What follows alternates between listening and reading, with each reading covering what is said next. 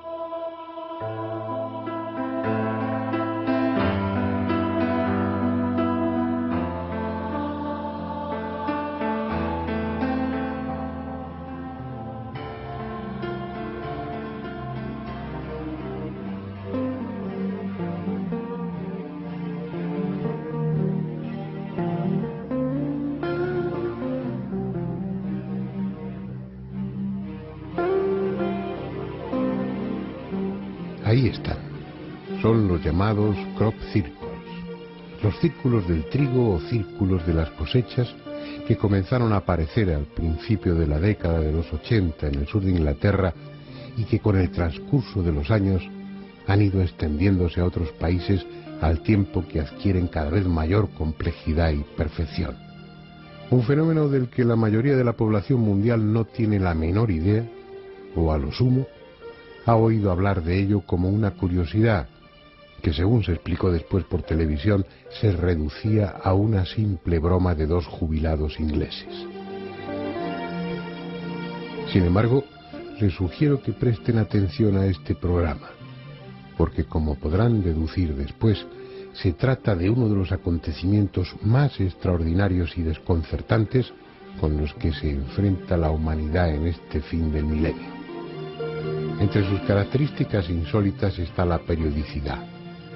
Cada año, en la misma época y en la misma zona, los círculos de las cosechas hacen su aparición.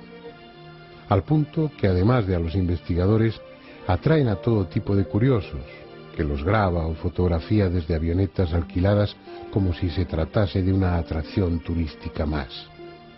Esa regularidad y su carácter tangible, se trata de algo que puede tocarse o medirse, hacen del fenómeno una materia idónea para su investigación.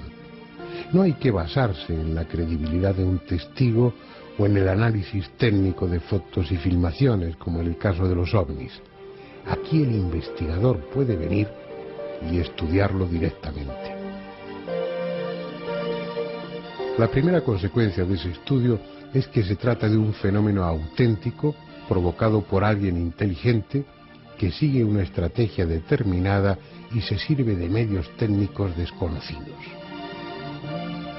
Por eso sorprende que la comunidad científica no se haya interesado por el tema, al menos oficialmente, ignorándolo o tratándolo de forma despectiva, a no ser que prefiera mantenerse al margen para así no verse obligada a admitir públicamente que, como iremos viendo después, nos hallamos ante algo que está rotundamente fuera del alcance de la tecnología humana actual.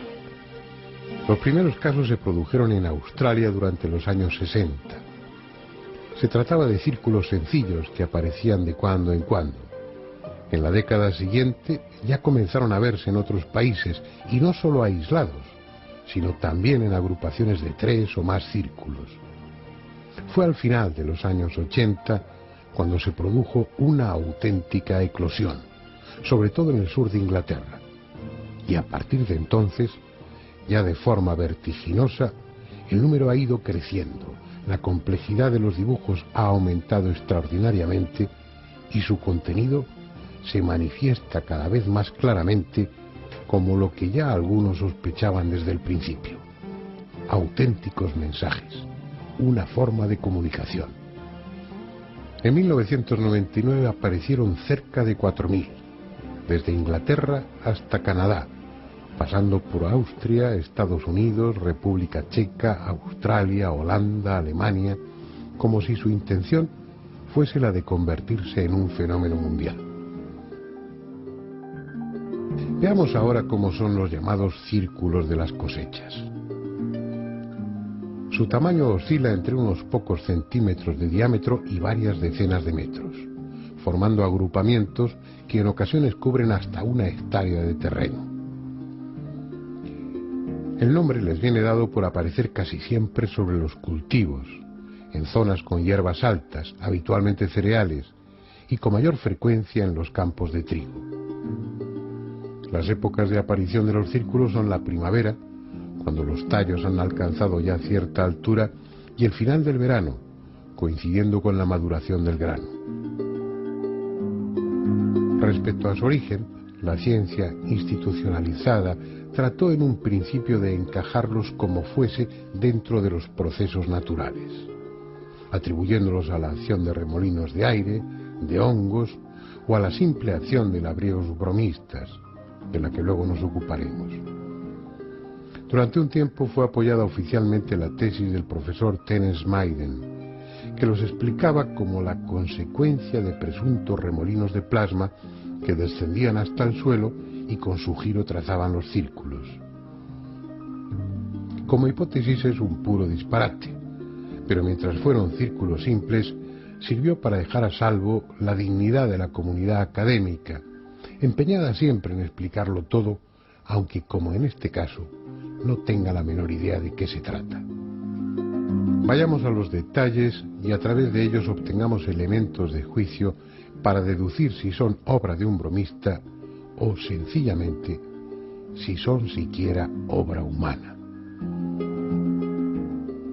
Lo que a primera vista más impresiona es la perfección del trazado cuando se las contempla desde el aire. Parecen realizados a base de compás, regla y cartabón, como podría hacerlo un delineante sobre un tablero de dibujo. En el suelo, dentro de las figuras, puede observarse que los tallos no están rotos ni quebrados, están simplemente curvados a pocos centímetros del suelo hasta quedar tumbados y dispuestos en espiral. De hecho, siguen creciendo normalmente en esa posición. Por si fuera poco, En muchas ocasiones, sobre todo en los diseños de forma rectangular, los tallos están entrelazados alternativamente, por grupos, constituyendo un auténtico mosaico vegetal. Es muy improbable que un farsante logre diseñar estas figuras sobre el campo durante la noche, en la oscuridad. Si después se entra en un círculo falso, podemos darnos cuenta que las plantas no están tumbadas en el suelo, sino que están rotas, no están dobladas, no están deformadas. En los círculos falsos no tenemos las diferentes anomalías químico-físicas. Además, cuando fueron analizadas algunas de ellas, entre los círculos más complicados, se descubrió que para crear estos pictogramas se empleaba una geometría muy compleja. Se ha comprobado que dentro de las formaciones hay un remanente de energía, tanto más activa cuanto más recientes son. Esa energía, hasta ahora desconocida, interactúa con otras que sí son medibles. De esa manera, se ha determinado que en el interior de los círculos el campo magnético es un 300% más intenso que en el resto del cultivo. Lo que no solo perciben los instrumentos de medida, sino cualquier aparato electrónico, como las cámaras de televisión o los teléfonos móviles. También en muchos de los círculos se han detectado niveles anormales de radiactividad. Sea cual sea esa energía, resulta evidente que afecta a los seres vivos, en esta ocasión a las plantas. Si los tallos son muy jóvenes, las semillas, el grano, no llega a madurar y muere. Si la formación de los círculos se produce más avanzada la estación, con las espigas más desarrolladas, el grano madura, pero se vuelve estéril. En ambos casos los granos aparecen deformados.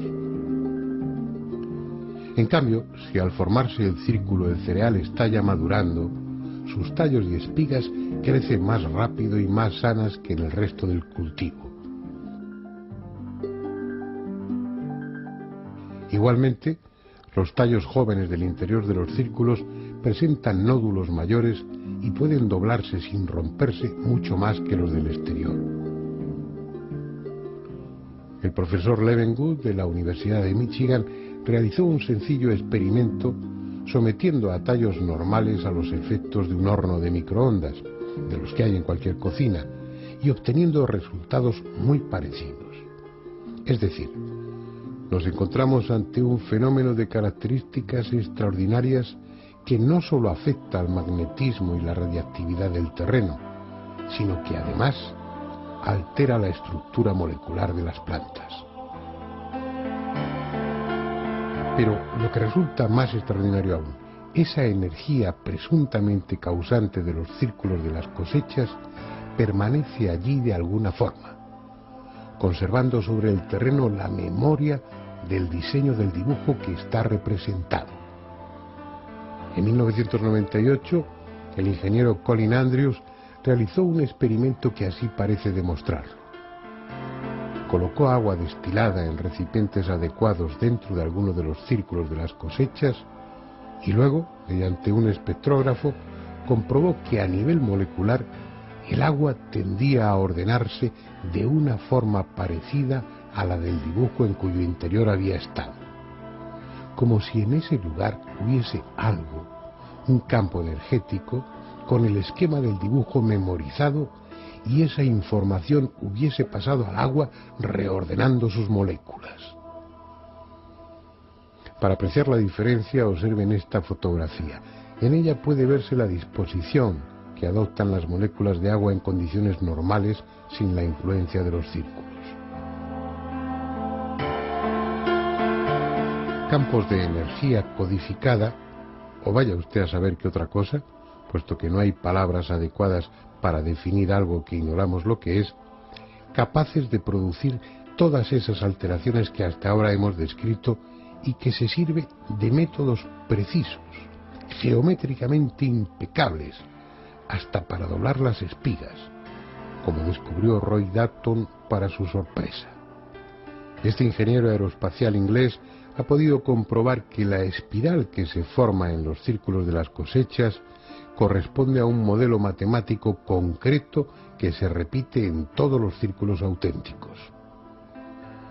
La espiral interna del círculo corresponde a un vórtice, a un remolino de contracción, una fuerza que va hacia el centro, en tanto que la línea que forma el borde, el círculo exterior, gira de forma distinta y en dirección opuesta. Nos guste o no, el hecho es que detrás de los círculos hay una tecnología que rebasa nuestra capacidad de comprensión. La cuestión ahora es saber quiénes están dibujando esas fantásticas figuras sobre nuestros campos y para qué.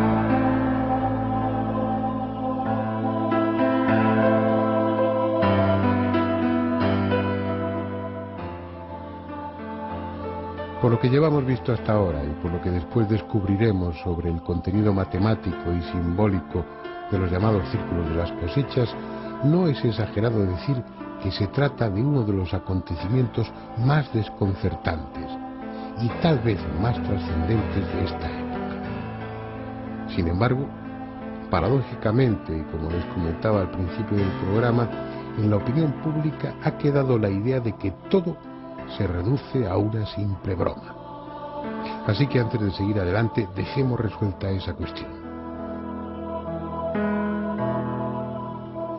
El 9 de diciembre de 1991, el periódico inglés Today publicaba la noticia de que dos jubilados ingleses, Doug Bower y David Chorley, confesaban ser los autores de todos los círculos aparecidos durante 13 años, hasta esa misma fecha.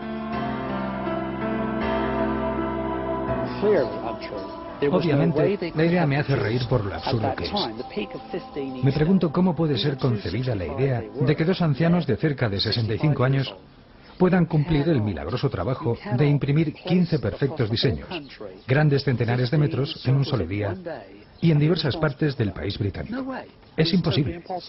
Solicitamos a los dos jubilados realizar uno de los diseños delante de la cámara. Lo que diseñaron sobre el terreno fue impreso también por las cámaras fotográficas de diversas personas presentes. A veces hago ver algunas de estas fotos durante mis conferencias, de las cuales normalmente se ríen todos. Lo que inmediatamente se nota en las imágenes es una gran confusión. No hay simetría, ninguna de las bellísimas simetrías vistas hasta aquel momento. En el terreno las plantas resultan rotas, reducidas prácticamente a pedazos. Esto demuestra claramente que aquello que nosotros vemos, que observamos cuando nos encontramos frente a aquellos espectáculos de perfección, no es lo que han hecho ellos. El asunto es tan ridículo que no se mantiene en pie. Obviamente es posible que los dos oportunistas hiciesen uno o una docena de círculos, como podría hacerlo cualquiera. Pero esos círculos son algo que nada tiene que ver con los auténticos.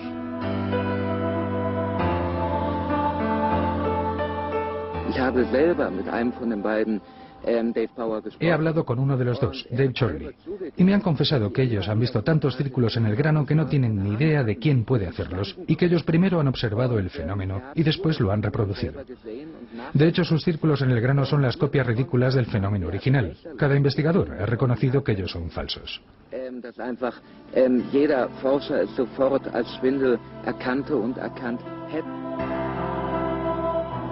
Solo con contemplar la armonía y elegante diseño de los auténticos círculos sería suficiente para descartar el tema de los jubilados bromistas, uno de los cuales, por cierto, lleva ya tiempo muerto.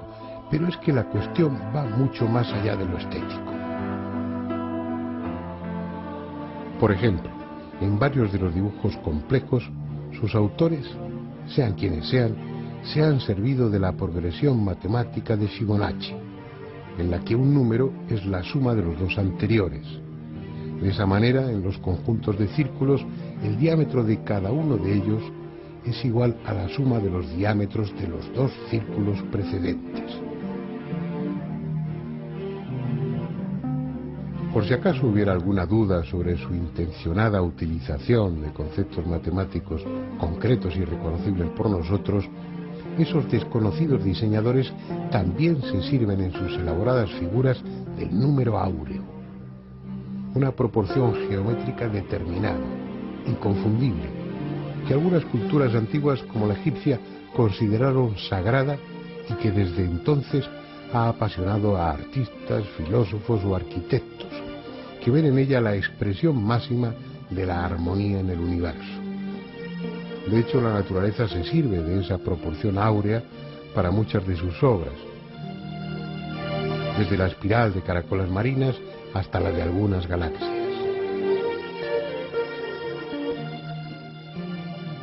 Número áureo y desarrollos fractales, es decir, series en las que a partir de los bordes de una figura se van formando otras idénticas cada vez más pequeñas. Un concepto matemático de vanguardia que también está presente en los círculos de las cosechas desde el principio de los años 90, en que comenzaron a aparecer figuras que eran auténticos diagramas fractales, diagramas tan complejos que son imposibles de calcular sin la ayuda de un ordenador, pero que están ahí, a escala gigantesca, sobre los campos de cultivo. Quien quiera puede atribuirlo a la casualidad, pero el hecho es que el primero apareció el 13 de agosto de 1991 en las inmediaciones de Cambridge, sede de la famosa universidad en la que precisamente daba clase el matemático Benoit Mandelbrot, el descubridor de los diagramas fractales. Mandelbrot set itself is, as you know, a fractal, and it represents that state which exists. La serie de Mandelbrot es un fractal. Representa una fase existente como una geometría. Las computadoras lo colocan en un esquema representando unas condiciones que indica el verdadero límite entre el orden, así como lo conocemos, y el caos.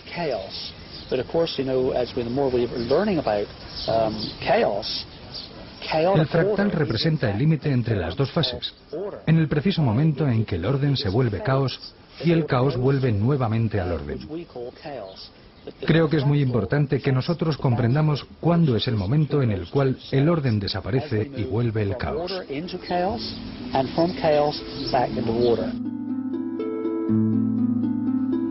Unas representaciones precisas, exactas pese a su extraordinaria complejidad y que, como todas, han aparecido de la noche a la mañana, o mejor aún, de un momento para otro, como afirman muchos testigos. La obra de seres inteligentes que utilizan medios para nosotros incomprensibles. No es extraño que buen número de investigadores asocien los círculos al fenómeno ovni, sobre todo si se tiene en cuenta que en más del 20% de los casos, en los alrededores de los dibujos o sobre ellos, se han visto objetos volantes no identificados e incluso han sido fotografiados o filmados. Pero de entre todas esas posibles evidencias hay una verdaderamente espectacular. Fíjense bien en ella.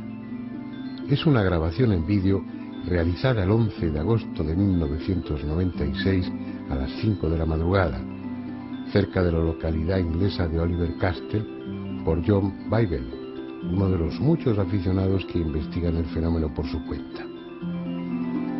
Se ve claramente como unas pequeñas esferas luminosas sobrevuelan el cultivo y en él aparece casi inmediatamente una figura compleja con círculos y líneas rectas. No hay herramientas, no hay personas doblando los tallos de cereal.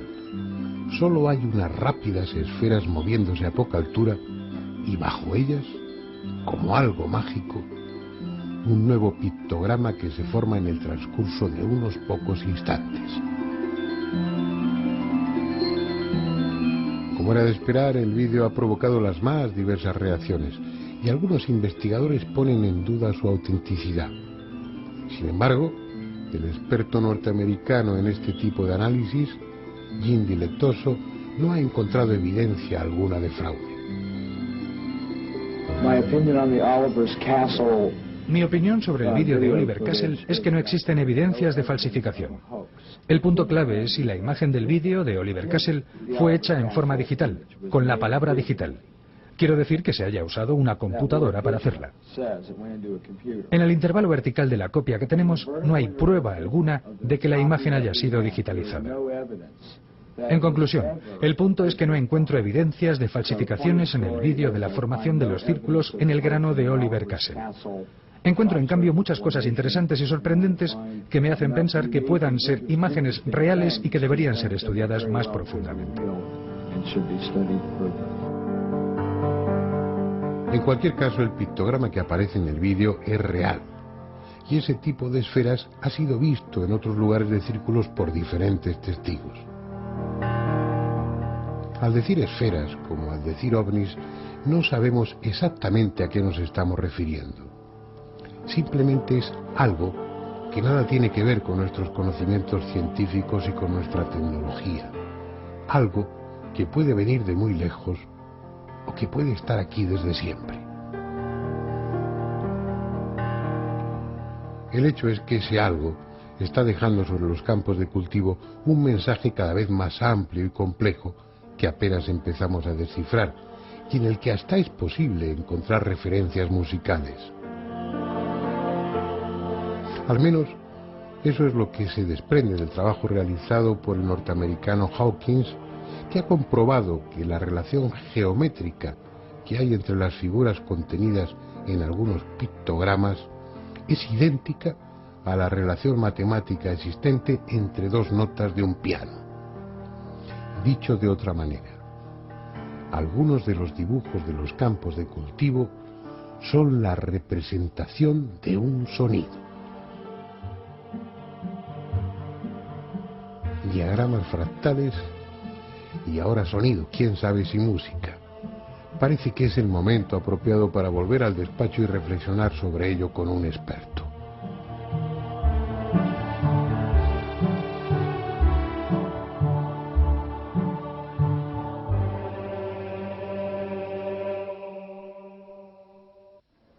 Como estamos viendo, en el tema de los círculos de las cosechas han ido apareciendo, sobre todo a lo largo de esta última década, formaciones cada vez más complejas en las que están presentes conceptos matemáticos muy de actualidad, que uno, si tiene una enciclopedia en casa antigua, no encuentra incluidos esos términos porque corresponden a las matemáticas actuales.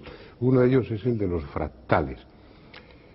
Y bueno, aunque en el guión yo cito el tema, creo que es fundamental que hablemos con alguien que conoce los círculos de cosechas muy bien, que ha estudiado esa cuestión a fondo y que además tiene la formación matemática y técnica suficiente para que bueno, nos explique cosas que yo no sabría explicar. De hecho, no lo he podido hacer en el guión por falta de conocimientos matemáticos. Juan Ignacio Cuesta, él es periodista y es investigador adscrito al Departamento de Periodismo 3 de la Facultad de Ciencias de la Información de la Universidad Complutense de Madrid, además de espeleólogo y además de otras muchas cosas, ¿no? Un hombre tremendamente inquieto, al que agradezco que esté aquí acompañándonos y al que de entrada le pregunto a bocajarro, ¿qué son los fractales? A ver si eres capaz de explicarlo de una manera asequible para mí. Técnicamente, un fractal es una superficie, un cuerpo geométrico cuya dimensión topológica es menor en un punto a su dimensión fractal. ¿Esto qué quiere decir? Pues lo voy a decir de una manera que se pueda comprender vulgarmente. Esto significa que un fractal es una superficie limitada, o sea, finita, que tiene límites cuyo borde, cuyo perímetro tiende al infinito. Cuando uno ve gráficos de geometría fractales, lo primero que se capta es cómo esa misma figura se va descomponiendo, por decirlo así, en otras idénticas progresivamente más pequeñas, como formaciones estéticamente muy curiosas y por lo visto matemáticamente apasionantes, ¿no? Para que nos demos cuenta de lo que es un fractal, podemos hacer lo siguiente: coger un triángulo, dividir cada uno de sus lados con un punto al centro y coger otro triangulito que sea la mitad justo del que tenemos e irlo colocando en cada uno de estos 3 puntos, con lo cual tenemos una estrella de 6 puntos. Luego a cada uno de esos lados de ese polígono lo podemos dividir por la mitad y añadirle otro triangulito que sea la mitad justo, y así hasta el infinito. Entonces tendríamos 2 tipos de desarrollo: un desarrollo, como tú bien decías antes, que es de orden creciente, y un desarrollo que es de orden decreciente.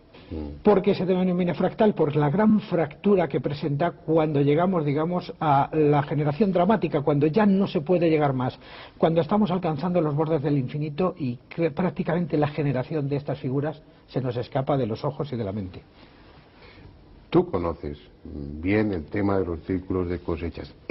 ¿Hay ahí representaciones geométricas que tengan que ver con los fractales? Bueno, vamos a ver, siguiendo todos los círculos de cosechas a los que he podido tener acceso desde hace aproximadamente 20 años, a todos los que he podido tener acceso, he detectado 2 tipos de formas. Una, las que se corresponden con la geometría euclidiana, o sea, círculos, rayas, puntos, triángulos, que hay, bueno, podemos hablar de que pueda existir un cierto fraude, pero hay figuras fractales. Y una figura fractal es imposible de hacer con ningún mecanismo que nadie tenga.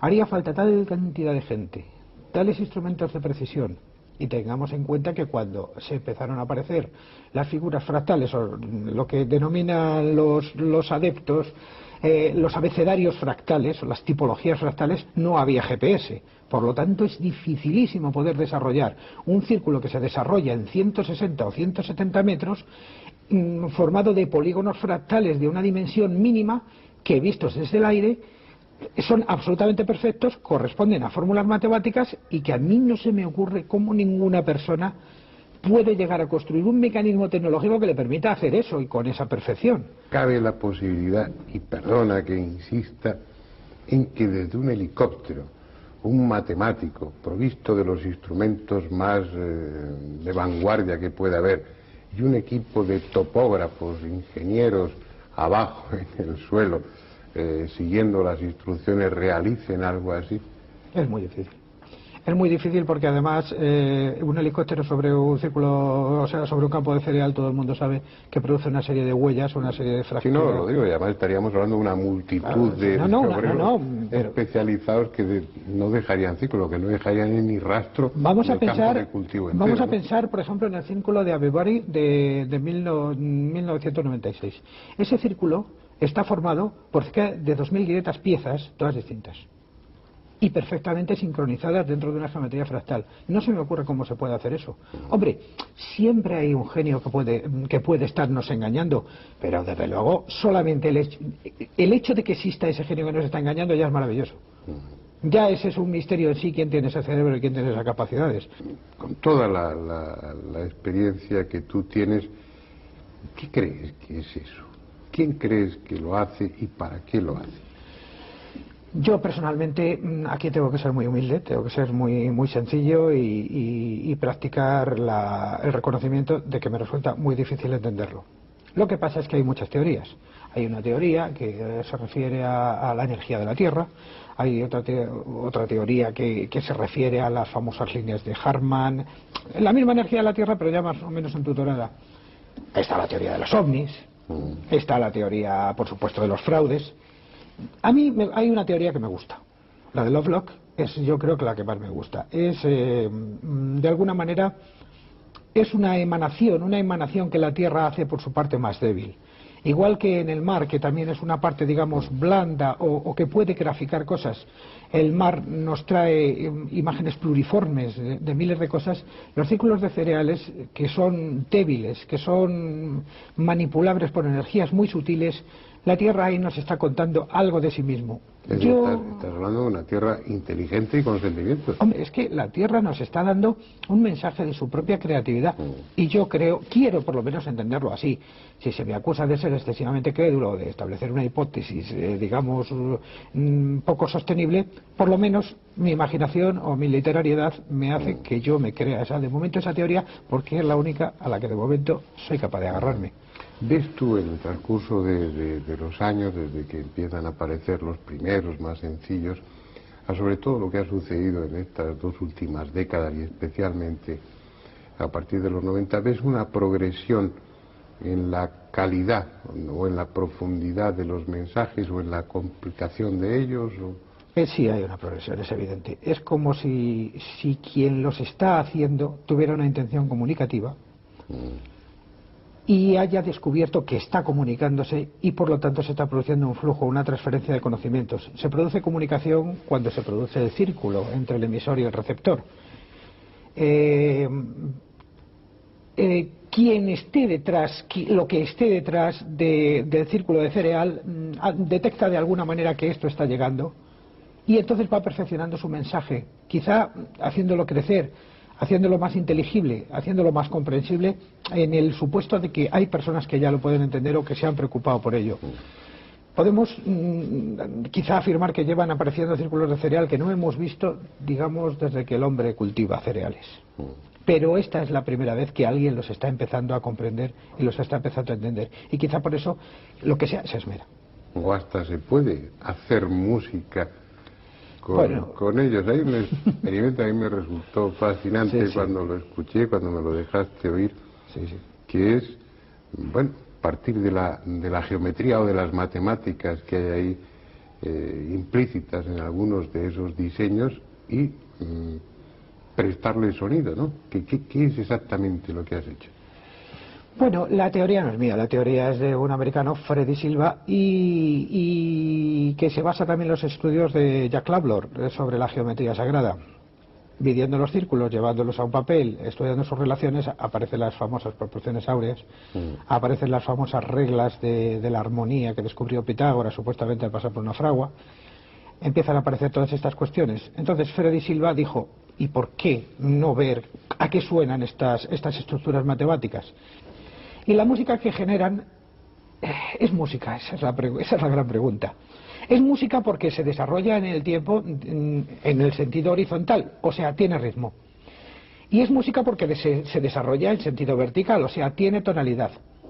Que no corresponde a melodías, digamos, memorizables o inteligibles, porque es una cosa de tipo aleatorio, o suena como de tipo aleatorio, eso es verdad.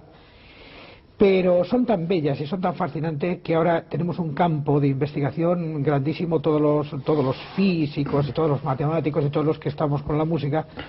Y yo, humildemente, utilicé uno de estos pequeños programas que establecen estas fórmulas, cogí un par de círculos, cogí sus relaciones y generé cuatro temas basados en esto y que yo les llamo el canto de la tierra. ¿Son el canto de la tierra? Esa es la gran pregunta.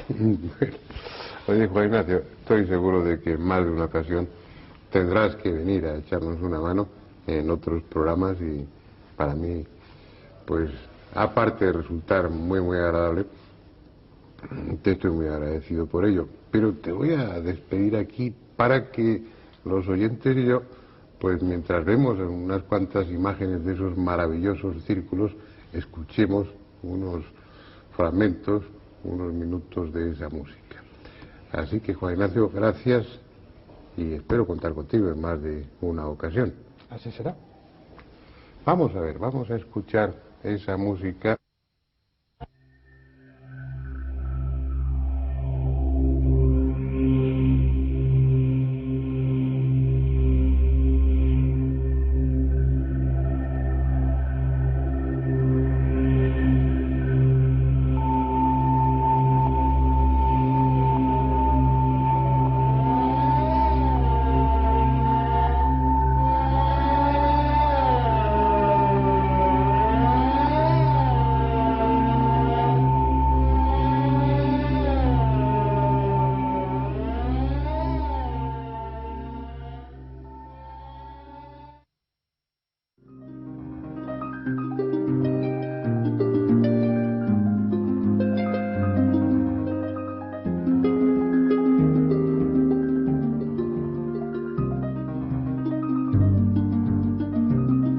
Sea cual sea su origen, lo evidente es que los llamados círculos de las cosechas responden a una intención. Primero llamaron nuestra atención. Era un fenómeno nuevo, espectacular, que se repetía cíclicamente y que tras las lógicas dudas iniciales nos vimos obligados a admitir que tenía una procedencia no humana. Después, al descubrir que en esos diseños se incluían conceptos matemáticos y geométricos precisos, además de sorprendernos y admirarlos, experimentamos la necesidad de fijarnos con atención en ellos, de estudiarlos, para buscar otros contenidos aparte de los estéticos. De esa forma, hemos ido descubriendo, sin esfuerzo, esa es la realidad porque los hacedores de círculos son muy explícitos, que además de un lenguaje universal, el de las matemáticas, que conecta directamente con nuestra inteligencia consciente, están utilizando otro tipo de lenguaje, el de los símbolos, también con un carácter universal, pero dirigido no a nuestra consciencia, sino a nuestro inconsciente. Aunque han aparecido en diferentes países y da la impresión de que el fenómeno tiende a hacerse universal, parece claro que ellos sienten predilección por una zona determinada del planeta, el sur de Inglaterra. Allí aparecen desde hace más tiempo, con más frecuencia y mayor abundancia. Es una región que, por causas no bien conocidas, fue ya hace millares de años elegida por los sacerdotes astrónomos de las culturas megalíticas para levantar sus monumentos. En esa parte de Inglaterra quedan los restos de muchas alineaciones de menires, alguna tan elaborada y colosal como la de Stonehenge, y colinas artificiales como la de Silbury Hill, obras ciclópeas, rodeadas por otras más modestas, muchas ya apenas reconocibles, pero todas ellas con forma circular. Es el mismo paisaje que sirvió de escenario después para el mito del rey Arturo, sus caballeros de la mesa redonda y la leyenda del Santo Grial.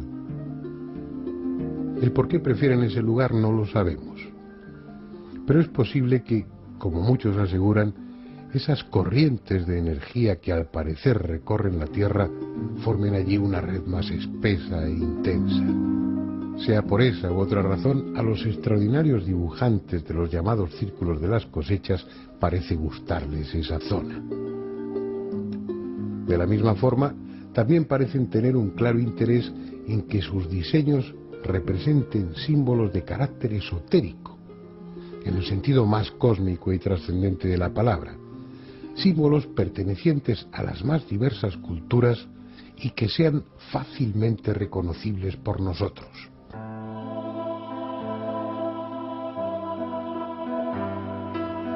Símbolos que vinculan al hombre con el cielo, a veces tan arcaicos que ya se dibujaban en las paredes de las cuevas prehistóricas, o tan universales como la svástica, símbolo del sol moviéndose en el cielo, presente en todas las culturas, desde la antigua India a Norteamérica, desde China a la Europa celta. Otros simples, pero que parecen aludir al mismo principio. El sol, con una corona ondulante, como expresión de su movimiento o de su poder generador.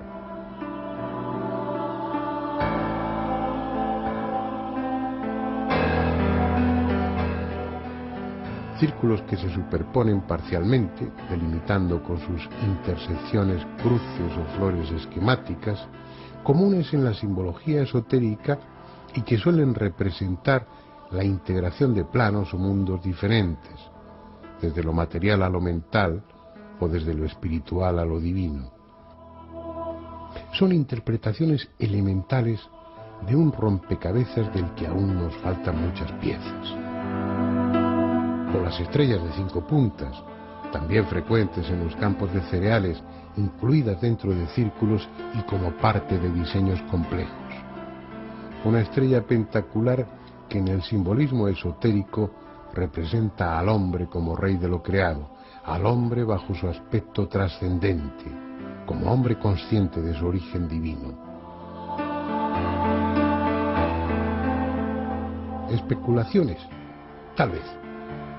pero a las que los propios diseñadores de los círculos parecen conducirnos.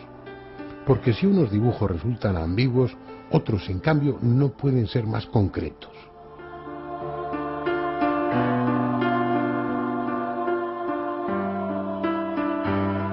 Como este, ni más ni menos que un perfecto árbol sefirótico, la pieza emblemática de la Cábala, con sus 10 sefirot y sus 22 senderos, el árbol de la vida, con los caminos y etapas que descienden desde Dios hasta el hombre y el mapa que éste ha de recorrer para alcanzar el carácter divino que supuestamente le corresponde.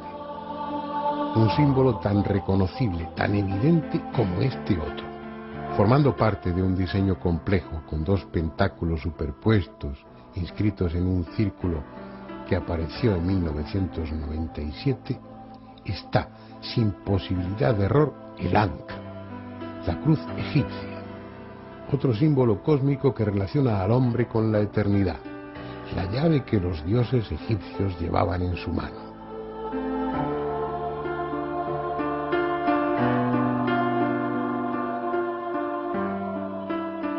Decenas, centenares de figuras con un presunto carácter simbólico que es evidente en algunas. Mezcladas con ellas, otras cuyo significado parece astronómico, desde la representación dinámica de un cometa hasta la órbita aparente de planetas.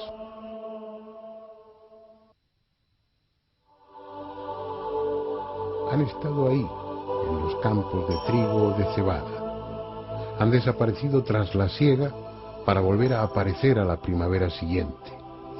Así, década tras década, cada vez con diseños más elaborados, más rotundos, más directos.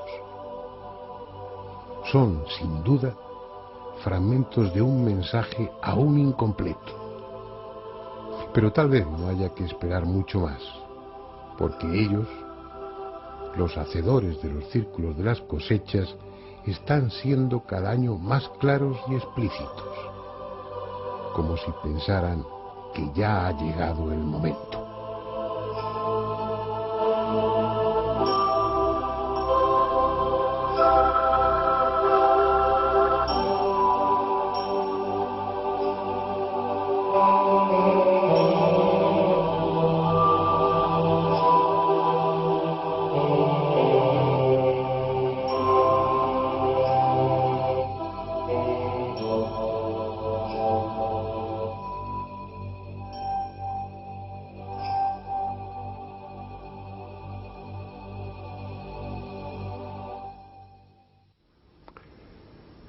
Vamos a seguir profundizando en este tema, a mi juicio fascinante, en los círculos de cosechas. Está claro que eso no es obra de topógrafos, de ingenieros, ni de jubilados. Alguien, no sabemos quién, ni desde dónde, ni por qué medios, está dejando una especie de extenso mensaje que va ganando en complejidad a medida que transcurren los años. Alguien que da la impresión de que nos quiere decir algo.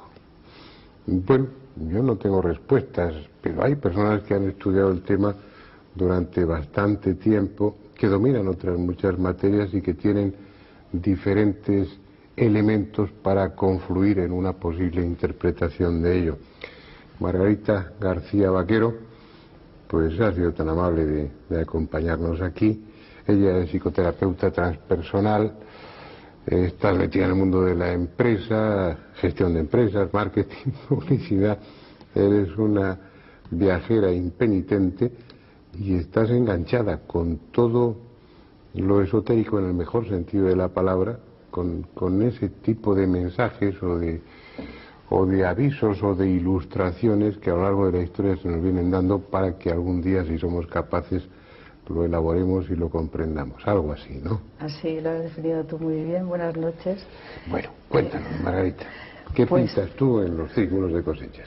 Siempre desde que era pequeña me llamó mucho la atención las cosas, por qué estaban las cosas como monumentos megalíticos o pirámides, ese tipo de construcciones me llaman poderosamente la atención, y siempre traté de ver la vida como qué había detrás de las cosas, más que la apariencia solamente, ¿no?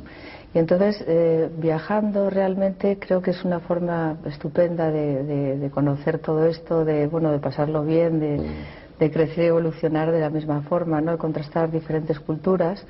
Y fui a Inglaterra más que nada pues por todo el mito, quizás siguiendo el mito artúrico, de Merlín, de los caballeros. Y pues aparecí en esa zona de Inglaterra donde aparecen los círculos. Entonces, ya que estaba ahí, pues decidí ir a acercarme a ellos, a ver lo que era realmente, porque yo había visto aquí en revistas información sobre que, bueno, aparecían o que sí hacían dos abuelitos que lo hacían y todo eso. Y nada, fui allí, empecé a investigar el tema, la verdad que me empezó a apasionar mucho porque vi que encajaba en todo lo que yo había buscado y en lo que había trabajado a lo largo de mi vida, y que eso iba, no sé, creando una historia que cada vez se cerraba más y con un sentido más lógico y más claro para mí. Pues, pero hablas de sentirlo, tal vez a nuestros espectadores les interese saber que aparte de esa afición o de esa pasión por los símbolos y por lo que hay, lo que te lleva allí pues a estudiar o a vivir los lugares del mito artúrico, del Santo Grial y demás, pues Margarita tiene bastante experiencia, bastante conocimiento en cuanto a las energías de la Tierra. Supongo que tiene relación con Colin Bloyd también. Sí, también. Y que bueno, estás no ya convencida, sino que estás acostumbrada a sentir esas energías, esas redes de energías que se mueven por la Tierra y que algunas personas con el adiestramiento adecuado son capaces de percibir y que tienen que ver también seguramente con todo esto, ¿no? Absolutamente lo creo así, creo que es lo mismo, sabes, que forma parte del mismo entramado energético que envuelve a la Tierra y a los seres humanos, por supuesto, porque nosotros también somos energía y podemos detectarla solo con practicarlo. Todo el mundo tiene esa cualidad, lo que pasa que dormido, ¿no? Todavía no lo practicamos. Bien, ¿no? Tenemos ahí a Margarita que ha ido siguiendo el mito artúrico, que tropieza con los círculos de cosechas y que se queda a vivir allí para estudiarlos. Por un lado, pues fui físicamente, al estar físicamente allí y al sentirlo en tu ser, ¿no? Pues indudablemente es muy diferente que verlo en una foto, ¿no? O sea, ya por las dimensiones que ves que hay, la energía que se mueve dentro, con que no entiendas o sepas mucho energías, luego entras ahí y notas que hay como una resistencia al andar, o sea, algo que hay ahí que no es visible pero que te afecta y lo sientes, ¿no? Entonces, bueno, empecé a pasear por ellos intuitivamente, ¿no? Incluso dormía la siesta, pues lo que se me ocurría, ¿no? Y después iba anotando, pues, y comprando también fotos, porque lo que sí es cierto es que los círculos son tan grandes que si tú entras en ellos no puedes de ninguna manera saber qué imagen es en la que estás, porque la complejidad es enorme, el tamaño también. Y, por ejemplo, el año pasado eran ya hasta cuatridimensionales, o sea, había círculos con cubos, con triángulos, todo en dimensiones diferentes. Cada año, o sea, la aparición es mayor y más compleja, ¿no? Entonces, bueno, pues empecé a hacer como quizá un estudio, porque en profundidad hay mucha, ¿no? Hay mucha gente, mueve a mucha gente este fenómeno, muchos científicos con unos conocimientos valiosísimos, ¿no? Pero yo me centré más en darle un sentido general a todo, ¿no?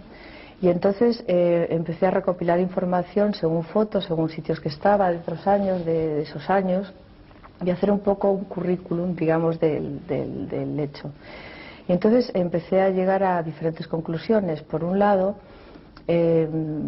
la información. ¿Qué información tienen? Pues aparte que son figuras geométricas preciosas, muy bonitas, y que muchas las reconocemos como símbolos de magia de egipcia o similares, pues empecé a ver que había también, por ejemplo, eso, o sea, todo lo que es alusión a culturas ancestrales. Después empecé a ver que había matemáticas, sobre todo fractales, había unas fractales impresionantes, ¿no? Sobre todo la de Mandelbrot, que fue la primera que apareció. O sea, matemáticas, referencia a civilizaciones antiguas.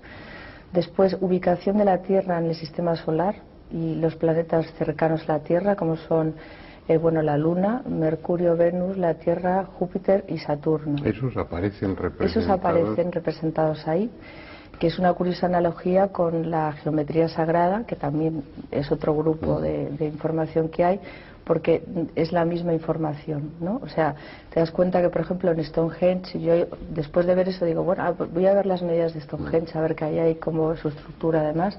Entonces veías que también ahí están los planetas ubicados de esa manera, ¿no? O sea, que ahí ya es un sitio, un lugar en el cual esa información está contenida, ¿no? Entonces ya ves primera analogía con eso. Después también hay códigos genéticos, todo lo que se refiere al ser humano, ¿no? Códigos genéticos, cambios en códigos genéticos, frecuencia 12.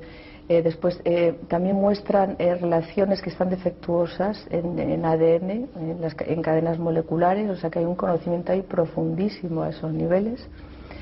Y después hay también mucha alusión a, por ejemplo, como los indios Hopis, a sumerios, etcétera, etcétera, ¿no? O sea, todo eso es la información tal y como pero se tremendamente heterogénea, vasta, amplísima, sí. geográfica e históricamente. Es una mezcla de muchas cosas y el denominador común, o los denominadores comunes, unas veces las matemáticas, otras veces lo astronómico, otras veces lo humano.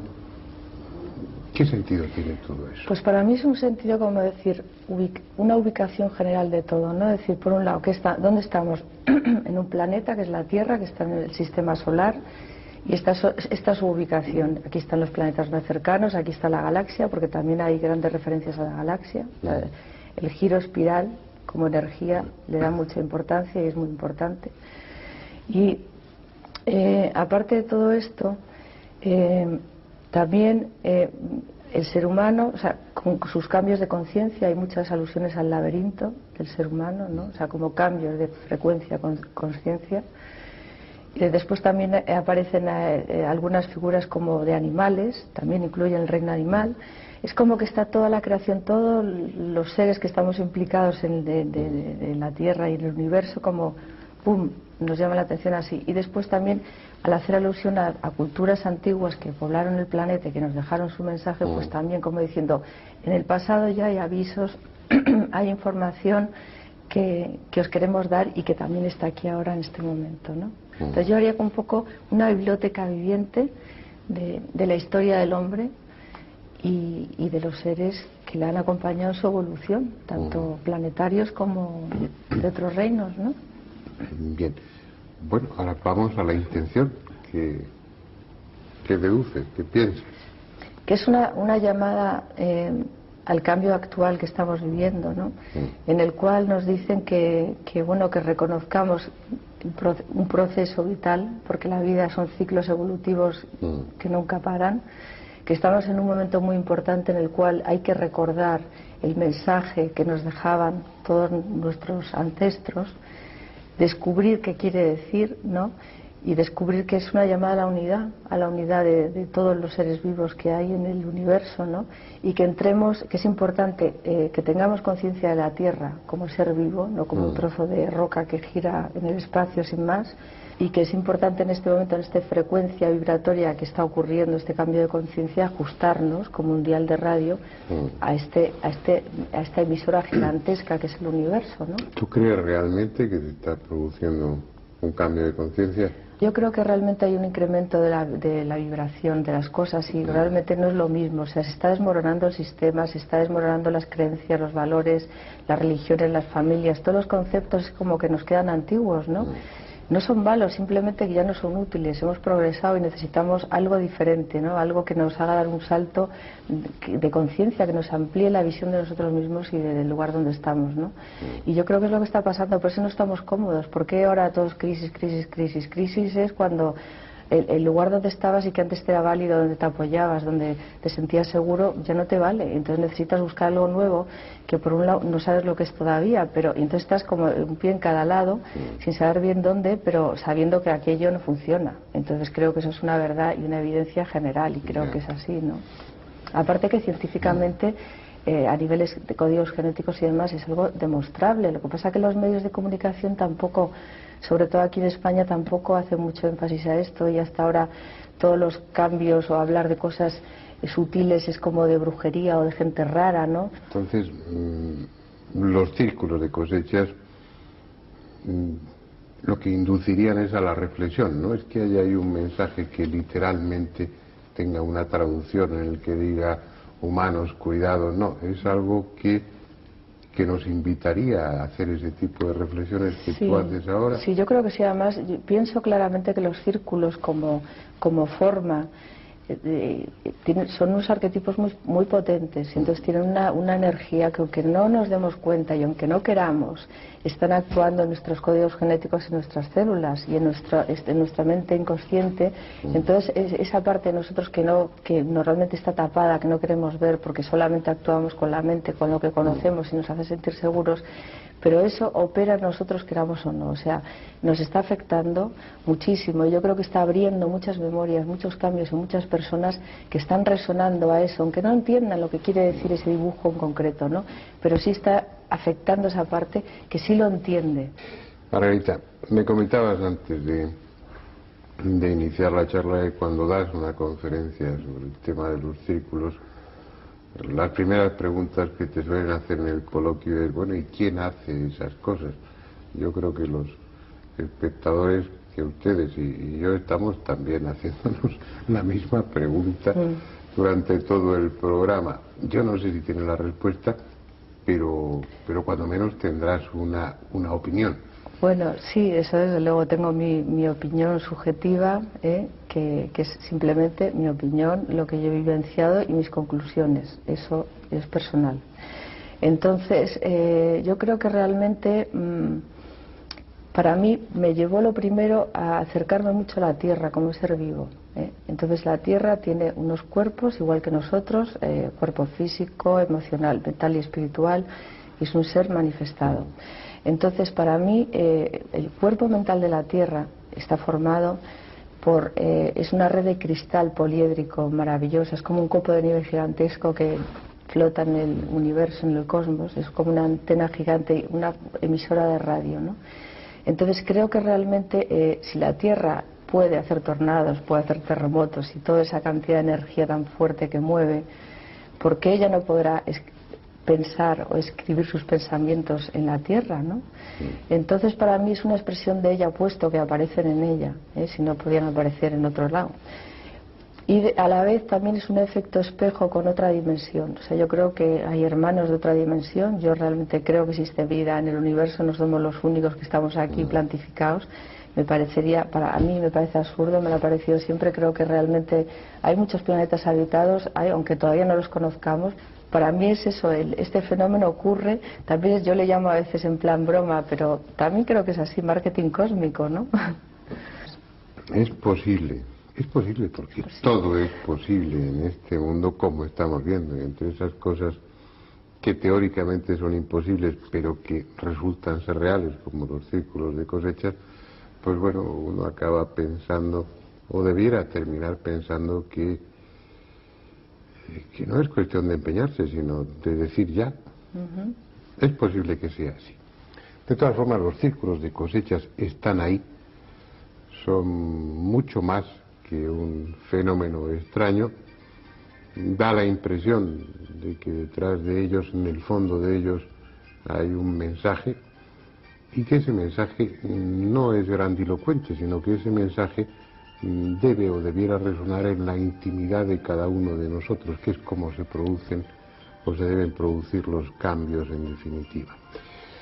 Están ahí, ustedes pueden ir, pueden tocarlos, pueden pisarlos, no es algo lejano, son un enigma tangible que está sobre los campos de cultivo, y si no pueden ir, tienen por lo menos los documentos gráficos, las fotografías, las filmaciones, que es posiblemente la mejor manera de verlos, porque la complejidad de todos esos dibujos, bueno, como decía Margarita, desde el suelo no se aprecia, uno solo está viendo las espigas tumbadas, pero no percibe la dimensión de aquello que está pisando.